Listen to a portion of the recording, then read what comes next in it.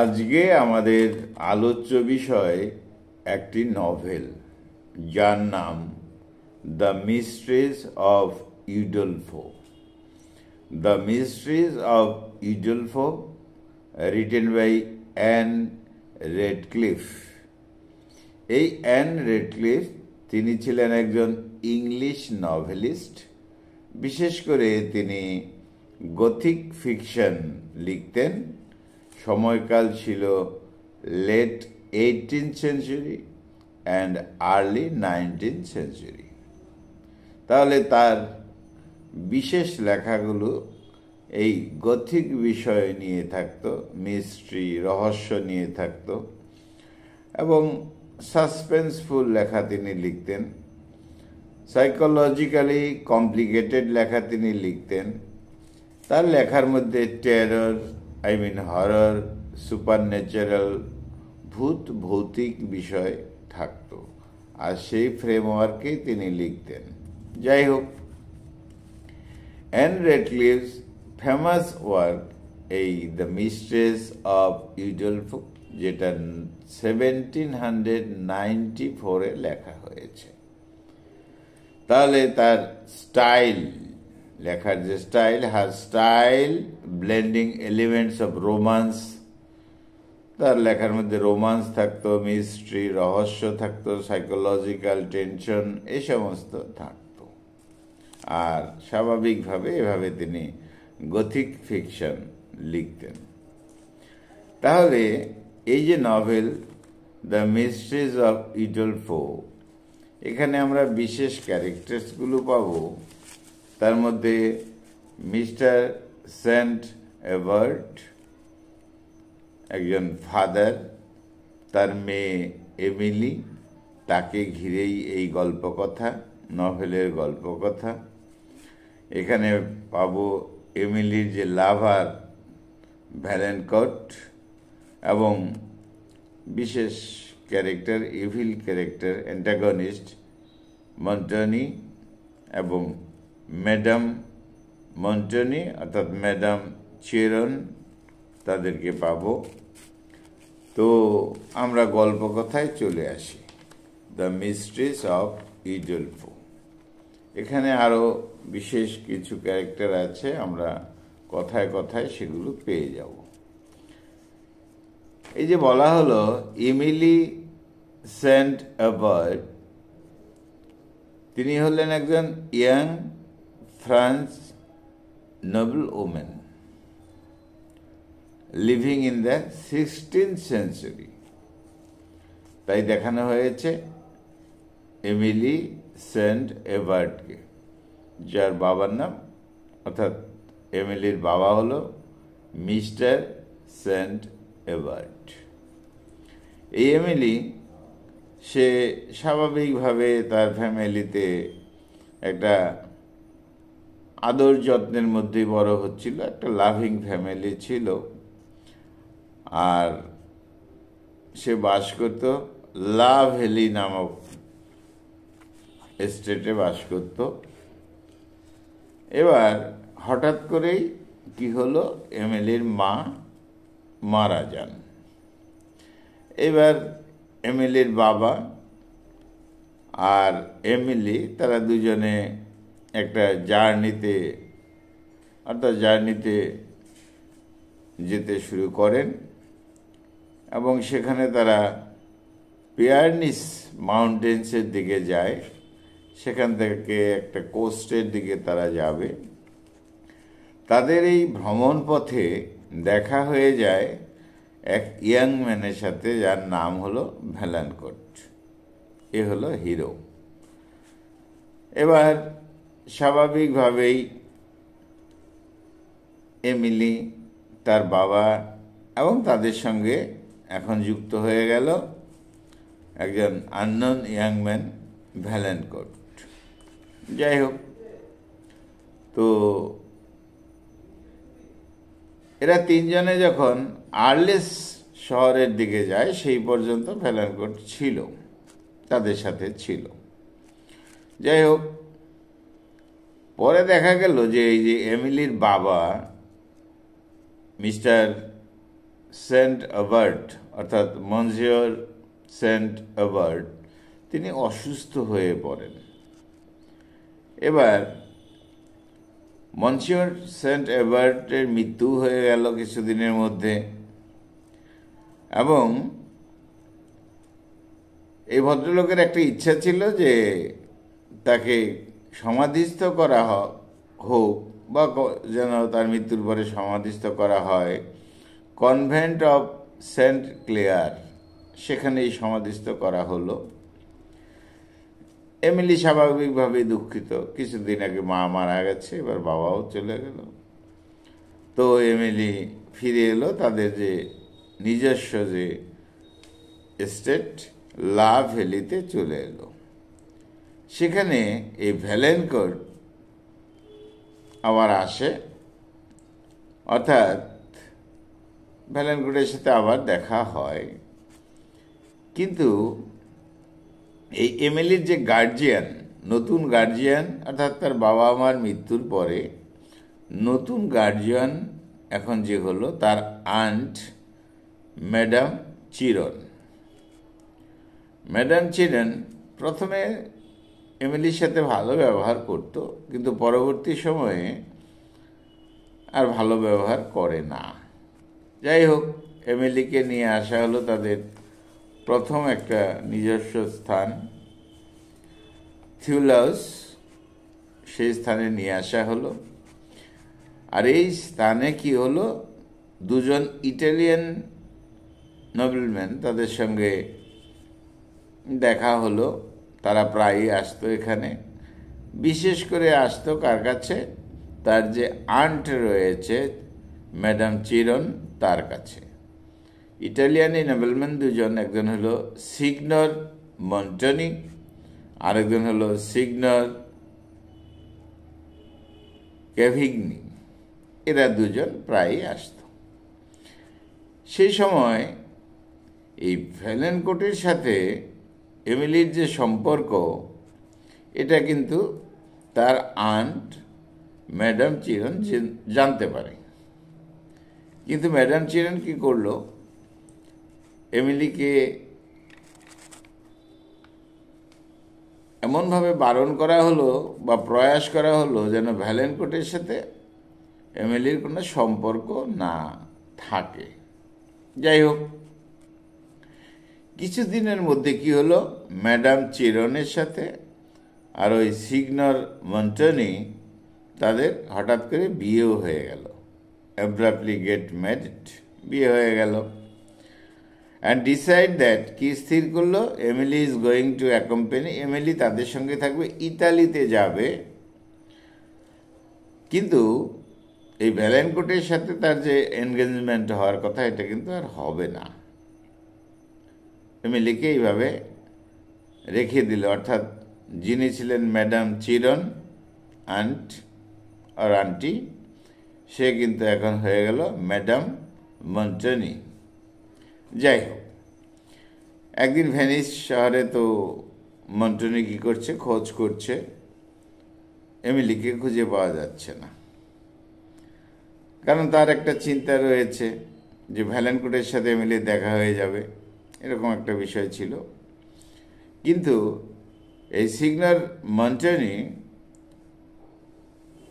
তার চিন্তা ছিল অন্য একজন ইটালিয়ান ভদ্রলোক, ইটালিয়ান নোবেলম্যান, যার নাম হলো কাউন্ট মারানো। এই কাউন্ট মারানোর সাথে বিয়ে হবে এমিলির।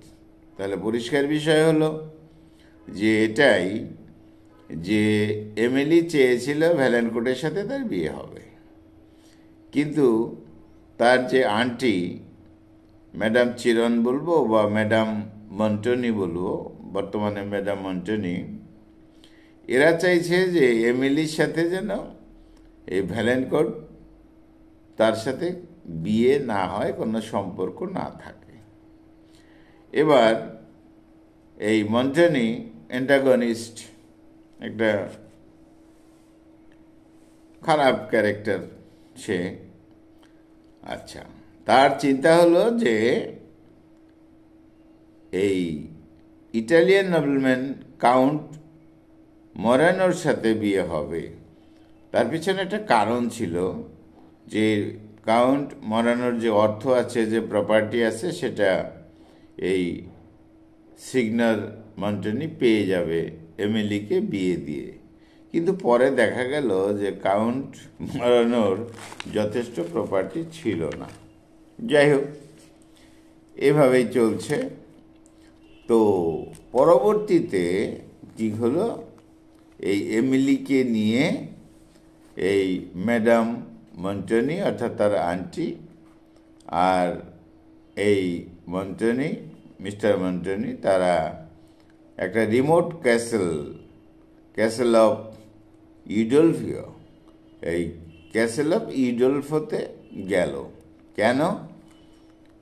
যেন এই এমিলির সাথে আর দেখা না হয়, তার যে প্রেমিক ছিল তার সাথে দেখা না হয়। যাই হোক, এদিকে এই ইডলফো, এই ক্যাসেল যথেষ্ট একটা স্ট্রেঞ্জ প্লেস। এখানে যেন তো আইসোলেটেড তো জায়গা এটা। আর এখানে এই এমিলির সাথে থাকতো যে সার্ভেন্ট অ্যানিটি, সেই শুধু থাকতো, আর নির্জন একটা বাড়ি। এখানে অলৌকিক কিছু আছে, বিভিন্ন শব্দ পাওয়া যেত, ভৌতিক রহস্য রয়েছে, এরকম একটা চিন্তাভাবনা হতো, এবং এমিলি যথেষ্ট ভয় পেত। আর সঙ্গে সঙ্গে মিস্টার মন্টানি, তার যে আচরণ, সে আচরণও যথেষ্ট ভয়াবহ। এই মিলে যথেষ্ট আতঙ্কে থাকতো এই এমিলি। যাই হোক, the history of the castle এর একটা ইতিহাস আছে। এই ক্যাসেল ইডলফোর, যেখানে রহস্য আছে। এখানে যে মানে মহিলা, যে ওমেন এখানে রয়েছে, যার মালকিনি আর কি, তার নাম হলো সিগনোরা লরেন্টি। মালকিনি, মালিক এই ইডলফো এই ক্যাসেলের।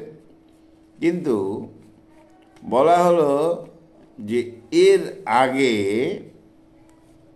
পরম্পরায় যেন এখানে মৃত্যু হয়েছে, মার্ডার হয়েছে, এরকম বিষয়। তো যাই হোক, এবার এখানে এই এমিলি কিন্তু চিন্তা করেছে যে এই ক্যাসেলের যে মালকিনি, তার সাথে কিন্তু রিলেশন ছিল এই মন্টানির। এবার মন্টানি তাকে মেরে ফেলতে পারে, এরকম একটা বিষয় ছিল। তাহলে আমার Montoni believes is that the Signora killed herself. এমনভাবে প্রকাশ করা হলো, মন্টানি বলেছিল যে নিজে আত্মহত্যা করেছে। কিন্তু এমিলি এখানে একটা সাসপেনশন ছিল যে Montoni might have killed her in order to obtain the castle. Montoni এই ক্যাসেলটা, এই প্রপার্টিটা পেয়ে যেতে পারে, তাহলে সেই হয়তো হত্যা করেছে, এরকম একটা বিষয় ছিল। আর এই সামগ্রিক পরিবেশ নিয়ে একটা গ্লোমি অ্যাটমসফিয়ার ছিল। এমএলএ একদিন সেখানে একটা কালো পর্দা ছিল রুমে, সেটা সরাতে গিয়ে যে সব সিমটমগুলো পেল, এবং সব ভয়াবহ একটা ব্যাপার ছিল, অর্থাৎ একটা প্র্যাকটিক্যালি একটা ফর্মস অফ ডেঞ্জার, এরকম একটা অনুভব তার হলো। এদিকে এই মরেনো, যার সাথে বিয়ে দিতে চেয়েছিল মিস্টার মন্টানি, এই Morano tries to kidnap her, এমিলিকে কিডন্যাপ করতে চাচ্ছে, এরকম একটা বিষয় রয়েছে। তাহলে the relation between Montoni and Emily's aunt is becoming, এদিকে কি হলো, মন্টানির সাথে যে এমিলির আন্ট চিরন, তার যে সম্পর্ক, সেটাও কিন্তু ভালো যাচ্ছে না। এবার মিস্টার মন্টানি সে কী করলো, এই চিরনকে অর্থাৎ তার ওয়াইফকে, ম্যাডাম মন্টানিকে ওই ক্যাসেলের একটা ঘরে কিন্তু বন্ধ করে রেখে দেওয়া হলো। এতে এমিলির মধ্যে একটা ভয় ভীতি আরও কাজ করতে শুরু করলো এবং Emily fears her aunt has been murdered, হাতে তার আন্টকেও মেরে ফেলা হবে, এরকম একটা ভয়াবহ ব্যাপার। কিন্তু দেখা গেল madam Montoni eventually dies due to her imprisonment. যখন বন্ধ করে রাখা হয়েছিল তখন সে মারা গেল। অ্যান্ড লিভস আর প্রপার্টি, তার যে প্রপার্টি রেখে গেল টু এমিলি। তাহলে এমিলি দুই দিক থেকে প্রপার্টি পেল, তার নিজের বাবা মায়ের যে সম্পত্তি সেটা পেয়েছে, সঙ্গে সঙ্গে এই যে ম্যাডাম চিরন যিনি ম্যাডাম মন্টনি তারও কিন্তু প্রপার্টি পেয়ে গেল। তাহলে এবার এমিলি আরও সমস্যায় পড়ে গেল, আনপ্রোটেক্টেড হয়ে গেল, যে টেনশন তার এসে গেল যে এবার তাহলে মন্টনি তাকে তো তার এই প্রপার্টির জন্যই তার হয়তো ক্ষতি করবে, মেরে ফেলবে ইত্যাদি ইত্যাদি। যাই হোক, যখন এই ইডলবুথে থেকেছে এমিলি, স্বাভাবিকভাবেই বলা হলো তার সাথে তাকে হেল্প করার জন্য সার্ভেন্ট ছিল কে, অ্যানিটি। আর এই অ্যানিটির লাভার ছিল লোডোভিকো, সার্ভেন্ট। যাই হোক, পরে এই অ্যানিটি লোডোভিকো তারা তো পালিয়ে গেল। আর স্বাভাবিকভাবেই একটা ভয়াবহ একদিকে ভৌতিক পরিবেশ, এখানে জীবনের সংশয় রয়েছে, সার্বিকভাবে এমিলির অবস্থা কিন্তু খারাপ হয়ে গেল। যাই হোক, এমন সময় দেখা হলো ডুমন্ট নামে একজনের সাথে এমিলির সাথে দেখা হলো। এই ডুমন্ট আবার এমিলিকে আগে বিয়ে করতে চেয়েছিল, সে ইমপ্রিজনমেন্ট অবস্থায় ছিল, তার সাথে আবার দেখা হয়ে যায়। এই নিয়ে কিছু গল্প কথা এখানে রয়েছে। যাই হোক, শেষ পর্যন্ত যেটা দেখা যাবে এই গল্পের শেষে, এমিলি রিইউনাইটস উইথ ভ্যালেনকোট। এমিলির সাথে ভ্যালেনকোটের আবার দেখা হয় এবং তাদের কিন্তু শেষ পর্যন্ত বিয়েও হয়ে যায়। যদিও ভ্যালেনকোট মাঝখানে একটা শাখা প্রশাখা রয়েছে যে ভ্যালেনকোটের যে জীবন পথ সেটা খারাপ হয়ে গিয়েছিল, গ্যামলিংয়ে চলে গিয়েছিল, উচ্ছৃঙ্খল জীবনে চলে গিয়েছিল, কিন্তু যাই হোক সেখান থেকে আবার ফিরে আসে। শেষ পর্যন্ত তাহলে এই আমাদের এমিলি এবং ভ্যালেনকোট তাদের কিন্তু বিয়ে হয়ে গেল। তো এইভাবেই গল্পকথাটা এখানে শেষ হয়েছে নভেলের। বন্ধুরা, তাহলে ছোট্ট করে আলোচনা ছিল, একটা ওভারভিউ দেওয়া মাত্র। আজকের আলোচনার বিষয় ছিল novel the mysteries of Udolpho, written by Ann Radcliffe. বন্ধুরা, খুব ভালো থেকো, আমার চ্যানেলটা সাবস্ক্রাইব করো। Thank you.